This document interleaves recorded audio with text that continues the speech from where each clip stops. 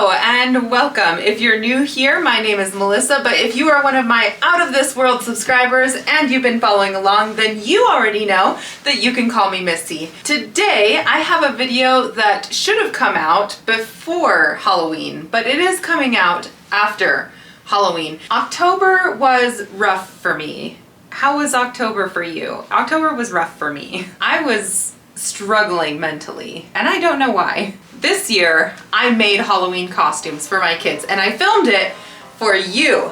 But I have all this content of me making Halloween costumes, and now it's after Halloween. So what do? I film a Star Trek inspired skit, and I put it out anyways. Let's get into that video.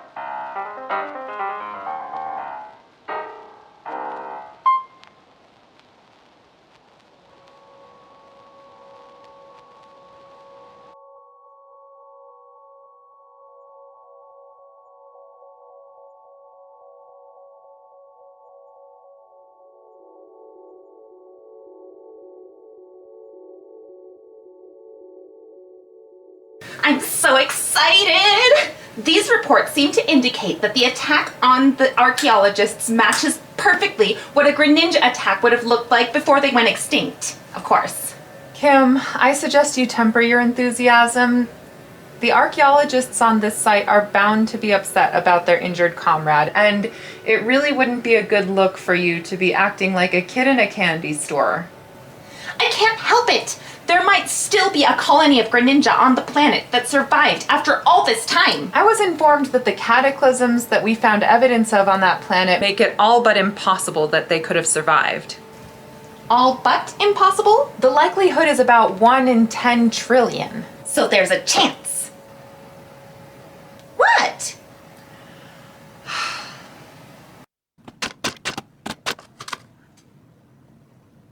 I spilled soup on my shirt, and I invite you to gaze upon my shame. Now that I got that off my chest, well, not really, but I'm not changing my shirt because I have already procrastinated enough. We are getting towards the later end of day 1, and I still haven't started this project, so there's not going to be probably a lot that gets done today. I'm going to get done what I can, and we're just going to move forward because for some reason I'm feeling really nervous about this project. So let's just get into it. The body proportions for the Greninja are a little bit funky, so I am going to augment his thighs using this foam, which is left over from the video in which I made him a sand slash, and I'll put that up right here. So I need to cut into this. This is all I have left, so hopefully it is sufficient for my needs. Right about now, me, editing me, is feeling rather silly about filming me, and how filming me neglected to mention that we are making a shiny Ash Greninja costume for my son. If you don't know what a shiny Ash Greninja is, hello, welcome, and I got you, boo. A Greninja is a Pokemon. An Ash Greninja is the specific Greninja that Ash trained so that he would be extra awesome. And the shiny version is just one with colors that are different from the normal Greninja. So no basic Halloween costume ideas from my children. Anyway, after shaping the knee pads, I moved on to patterning some pants to put them in. I did this by tracing some pants that my son already fits in. However, because I did need to add the knee pads, I had to adjust the pattern somewhat, creating an upper and a lower half to the front part of the pants. And then I needed to make another piece that would go over the knee shape. Basically, the upper half of the front of the pants is going to be a large pocket that the foam will sit in order to give it that shape. As I was working and visualizing how the fabric would lay over the knee pad, I realized that what I was doing wouldn't work and that it would be easiest to use the old cosplay method of covering it with tape, cutting it out, and then tracing it onto the paper.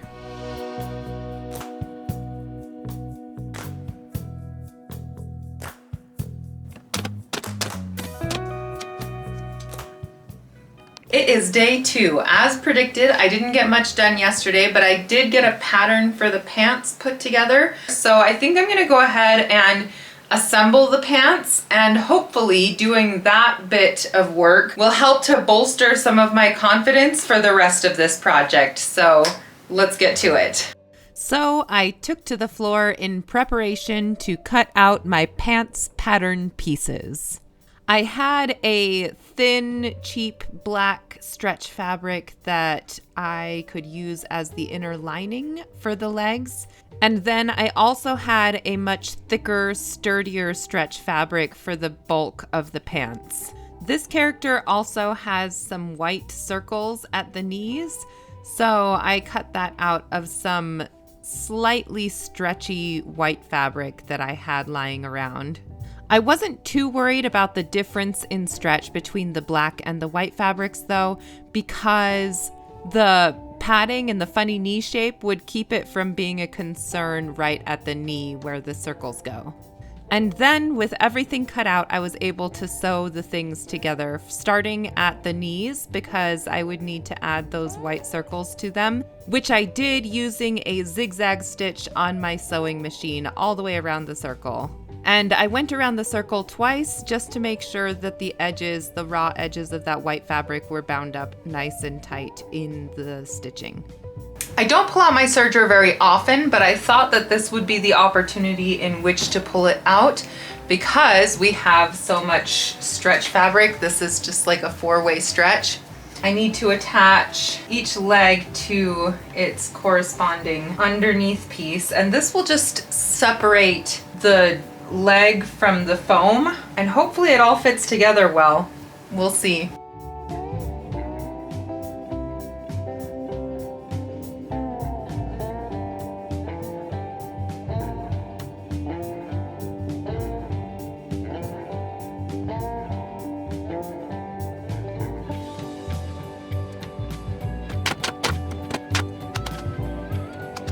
How many days? I think it's day 3. Welcome to day 3. I'm about ready to give up on the serger because look at this.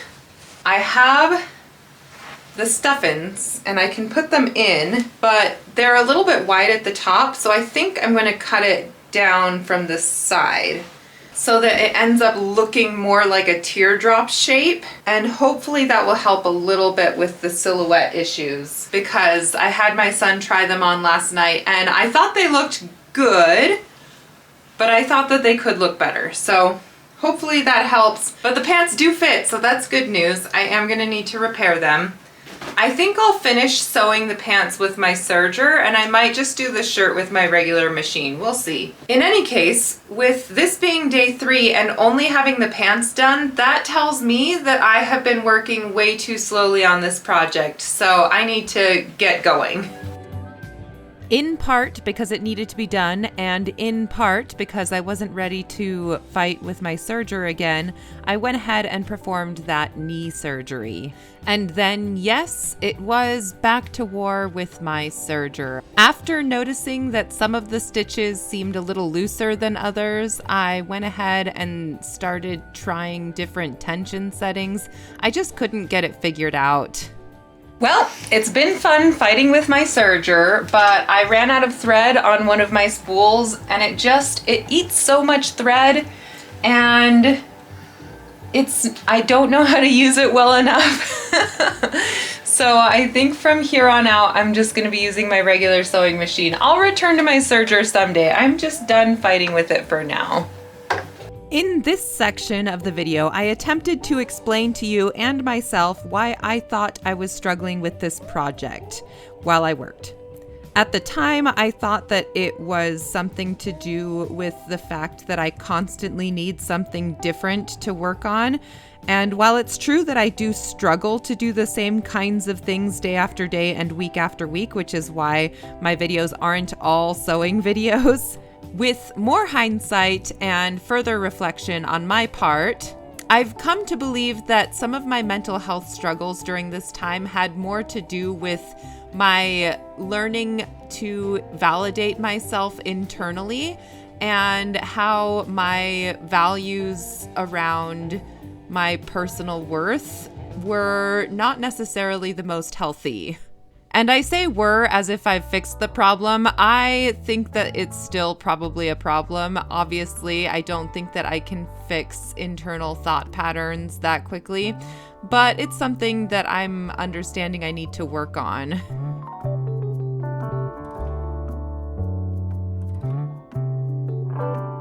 I finished the top on this, my trusty regular machine, and it seems to fit quite nicely. The next thing I've done is I have scrounged up some things.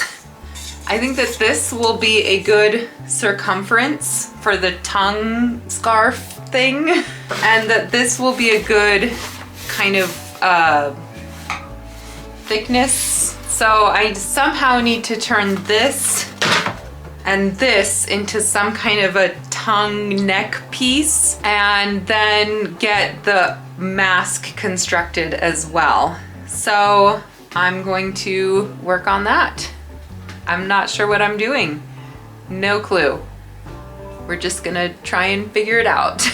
So I measured the poster tube, and then I cut that size in half to get a half circle width.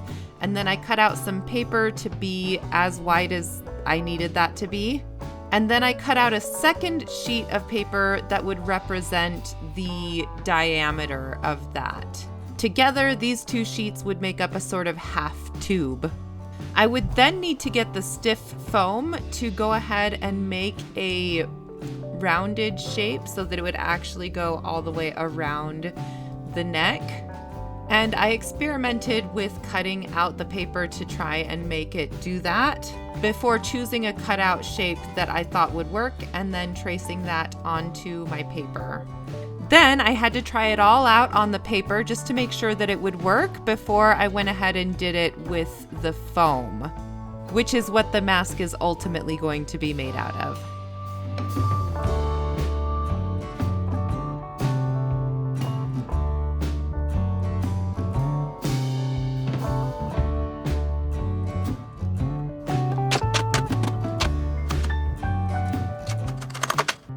I did not do my usual introduction for this day, but as you saw, it's the fourth day. One of my main struggles with the filming process has been having enough battery in my camera, and a replacement battery is kind of expensive, and sometimes I need to be able to film without having it plugged in, so I remembered that I had a GoPro. And some of this footage is therefore shot with the GoPro. I'd like to know if you feel like it works. I'm going to use it for a little bit. It does create a different sort of point of view. But since I was working with it strapped to my chest, it was sometimes very wiggly. And also it was sometimes not pointed in quite the right direction. Is all so fascinating. You see this over here? This is said to be an altar.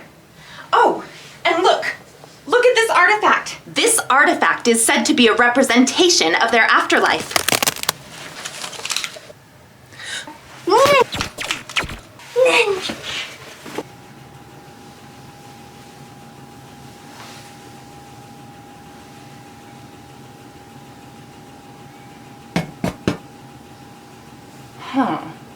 It's an android.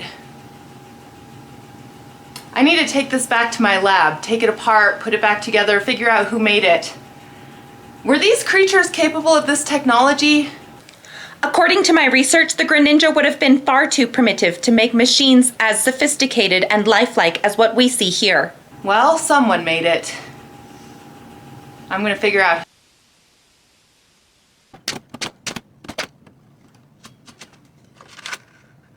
How many days have I worked on this project? I don't know. Editing me will know.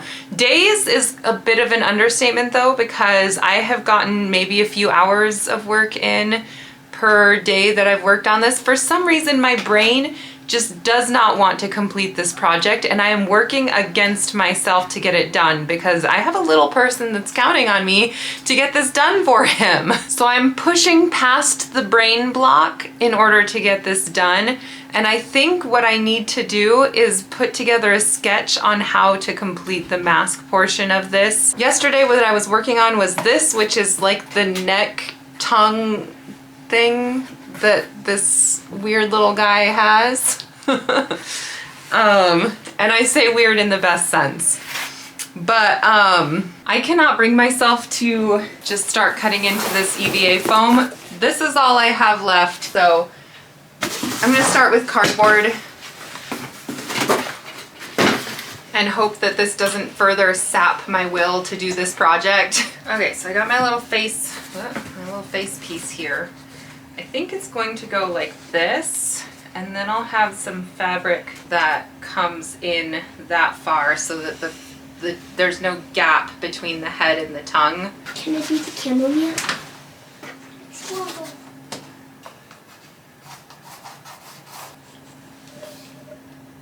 Draw the head on me. Thumbs up.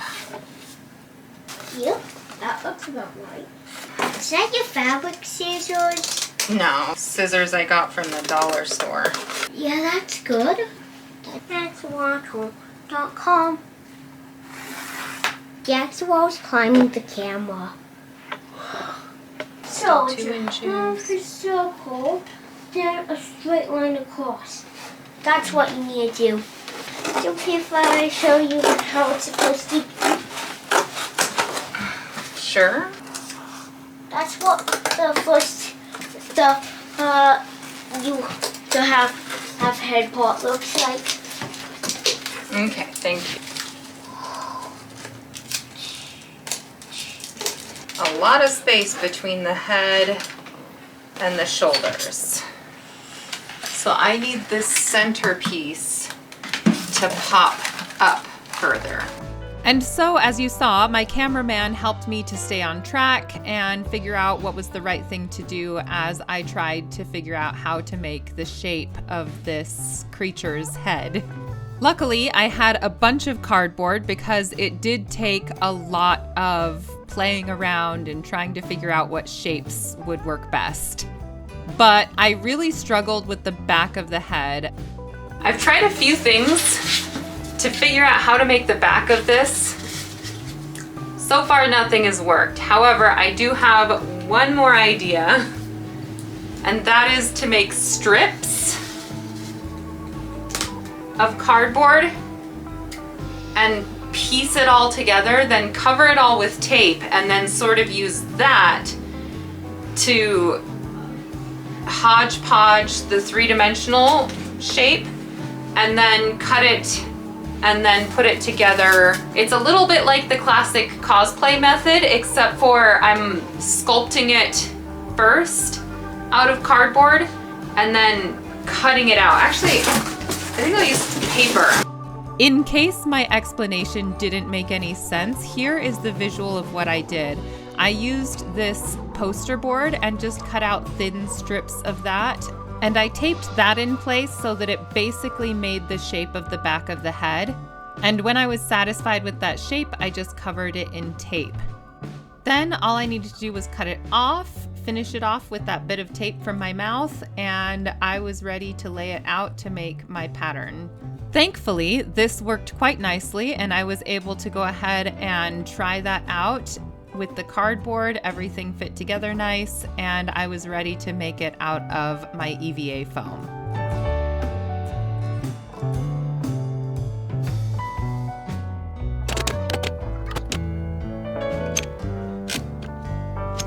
I feel like I either look like Joan of Arc or Lord Farquaad. Either way, I need to get to work on this today. I have all of these pieces from what I figured out for the mask yesterday. So I just need to get them on here and then cut it out. So that's what I'm gonna do.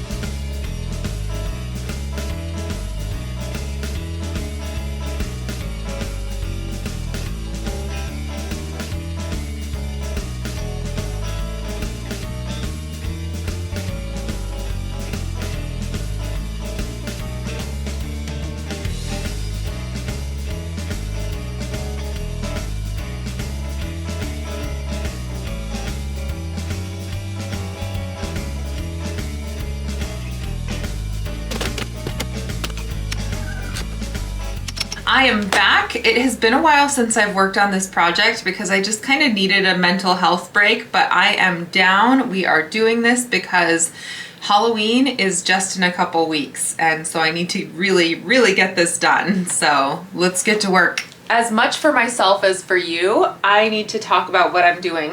I need to cut out some of this pink fabric. I want to cut it out wide enough to go over and around, plus a couple inches because I'm going to be stretching it. Because this fabric has a nice four-way stretch, I can hopefully just kind of stretch it around and have it mold itself essentially to this shape. I'm also going to need to cover it with some quilt batting just to help smooth out some of these edges. So that's about 8 inches wide, maybe 10 inches wide is how I'll cut the fabric. And that should be wide enough to go around that. And I'm just gonna kind of piece it together and, as I usually do, hope that I can make it work. It's time to sing the scissor song, the song we sing when it's been a while, but since I've seen my scissors, and I don't know where they are. I'm such a mess, so I don't know where it is that my scissors did go, 'cause I can't put things back in the place for shit. Here it is. The scissors, as it turned out, had fallen off the edge of my desk and were hiding amongst the mess of things that I keep conveniently stashed to either side of my desk for just such a purpose, I guess. Anyways, I got to gluing the top part of the mask to the bottom part of the mask so that I could start putting the fabric covering over it. But before I could do that, I needed to cover things with a little quilt batting to make sure that the fabric would lay relatively smoothly over the foam. And I just used hot glue to attach it to the mask. When that was done, I realized that I needed to cut eye holes, of course, before I went too far. And I also needed to make sure that the fin pieces weren't just flopping around so much. So I cut up some popsicle sticks and I glued them to the fins at the top. And then I used larger sticks. This is some of the detritus, by the way, that I keep on the side of my desk, because I'm the type of crafter that hoards the supplies that are left over at the end of a thing. And sometimes those supplies come in handy, like in this case, which just further incentivizes the behavior. Anyways, I covered those with some of the quilt batting as well, since the sticks would change a little bit the texture. And I also painted around the eyes because I was going to be using a mesh and I didn't want the gray to show up through the mesh. And because I'm doing everything in no particular order, I needed to make a little ball of foam to put at the end of the tongue because there is a little bit of a toadly nub at the end of the tongue. I don't know what to call it. But you get what I'm saying. The tongue ends with this bulbous shape, which I put together with, again, some old foam that I had held onto from other projects. Then there's more quilt batting, more cutting out of fabric. At some point, I had prematurely thrown away some of the pattern pieces for the mask, which mistake will of course linger in my mind so that I end up feeling more justified in hoarding supplies in the future.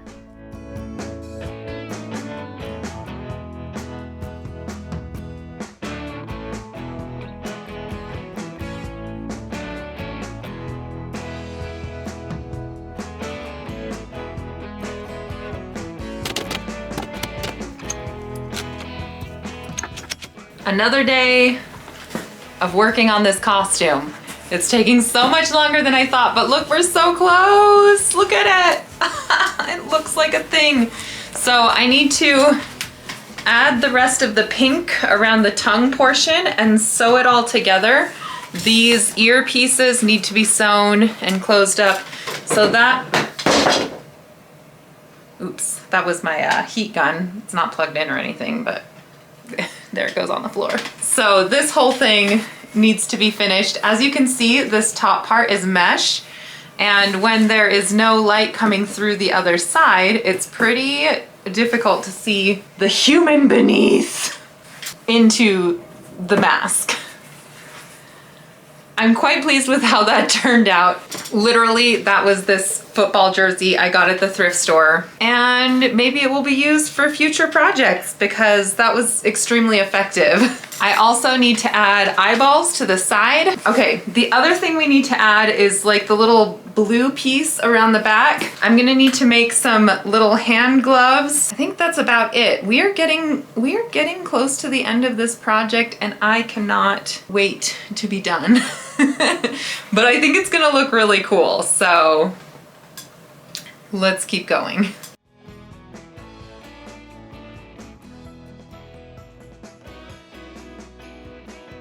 I wish I had better video of the glove making process. Essentially, I made a mitten with outer layers on top of the bottom mitten part. I don't know how to describe it. It was basically mittens, but more complicated than that.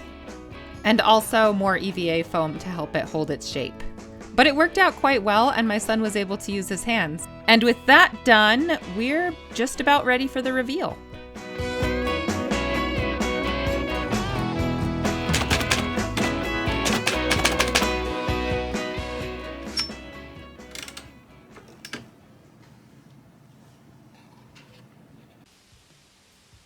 All right, I think I have him put back together properly. There we go. Time to turn him on.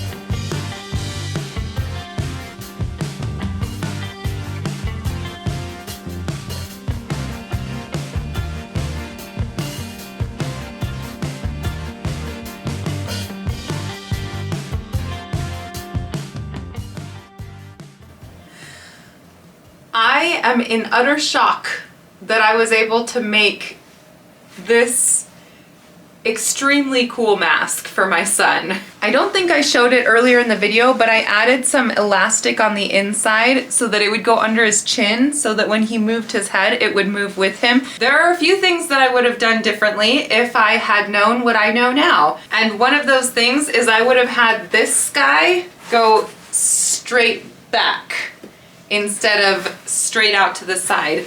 This made it really difficult for my son to be able to navigate. And even like going up to houses in his costume, trying to like get candy without bumping the other kids and the walls, it unfortunately was a bit of a flop. There's one other thing that I would change about this costume, and that is in the pants, I did not put a waistband in the tops of these pants. I thought all of the pants are very stretchy. I made them fairly tight, so it'll be fine. They did continuously ride down on him as he was wearing the costume, and I know that that was a bit bothersome to him, so I really wish that I would have added some kind of a waistband. Overall, I'm super proud of how that costume turned out. My son loved it with a few exceptions, and I learned some things along the way. If you liked anything about that video, go ahead and hit that thumbs up button. If you would like to help me boost the algorithm on my videos, go ahead and leave a comment down below. If you're not sure what to say, just go ahead and give me a skull emoji. And if you would like to see more from me, go ahead and hit that subscribe button so that I can see you in the next video. Bye! You can call me Missy. You can call me Missy. That's my name. Hike up these stockings. Make sure I got them on real good. I finished. Yo, go ahead and hit that thumbs up button. The thumbs up button.